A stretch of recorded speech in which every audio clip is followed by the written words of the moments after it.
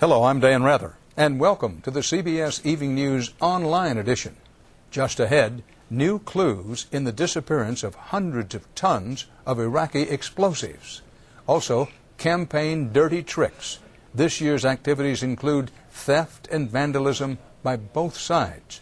We'll give you the inside story. And the very computer you're using to see me right now could soon be your new phone if it isn't already. All of this is starting now on the CBS News Online edition. Of course, those missing explosives in Iraq are much more than a headline or a political wedge issue. They are very real, very powerful, and possibly in the hands of anti-American guerrillas or terrorists. So what, if anything, can or should the U.S. do about that now? CBS's David Martin talked to the chief U.S. weapons hunter in Iraq and got a surprising answer.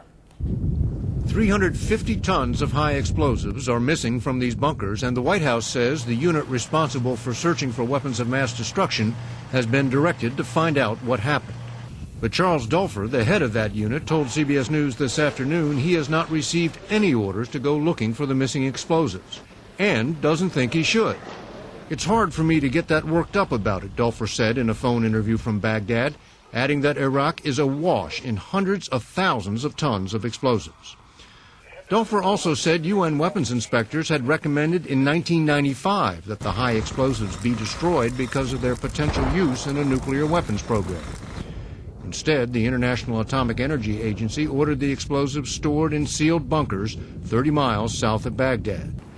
The last time the IAEA verified the bunkers were still sealed was in March of last year, about a month before the first U.S. troops moved into the complex as they pushed toward Baghdad.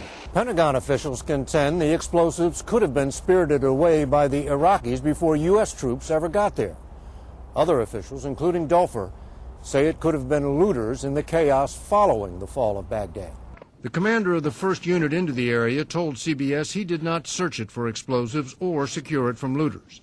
We were still in a fight, he said. Our focus was killing bad guys. He added he would have needed 4 times more troops to search and secure all the ammo dumps he came across. A special unit known as Task Force 75 finally searched the compound 7 weeks later and found no sign of the explosives. So where did 350 tons of high explosives go? David Kay, who once headed the hunt for weapons of mass destruction, says after this bombing outside a mosque in Najaf, investigators found traces of the same kind of explosives.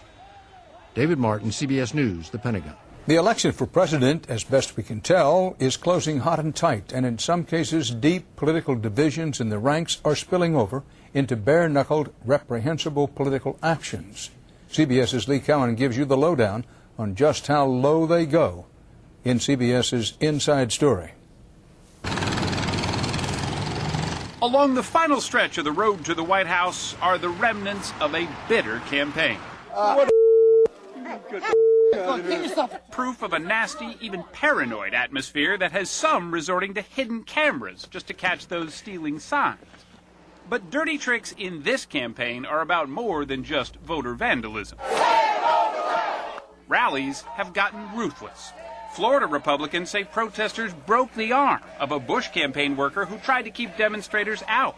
We told them to leave. They didn't listen. They broke the law. This is where they kicked the door in. In Washington state, 2 Bush-Cheney offices were burglarized by thieves who made off with election computers. In Ohio, it was the Democrats who lost computers and their trust of the other party. I don't know why they would just steal the computers and nothing else. I mean, there was money around, TVs around. Yeah, I think it was political. And nowhere are the accusations flying faster than in the swing states, like here in Ohio, where these days it seems just as important to hate the other candidate as it is to love your own. Politics as usual? Hardly. These are all signs of the intensity of politics in 2004. Political analysts like Larry Sabato aren't surprised that people tried to register Mickey Mouse and Mary Poppins to vote this year.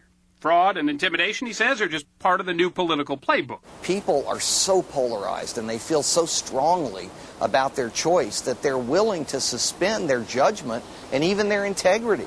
Hey, where do you go? George Bush has got to go! And if it's this bad now, some fear Election Day itself could be even worse. We've asked the sheriff for at least increased patrols. It's gotten that bad? Well, it's got people nervous. Party lawyers will be there too, to guard against any pranks at the polls. If there's a recount, God help us. Because tempers aren't likely to cool when cloak and dagger politics seem the rule, not the exception. Lee Cowan, CBS News, Toledo. Does it seem to you that every time you open your phone bill, it's higher than the month before, whether it's a rate hike or an added fee or a new tax?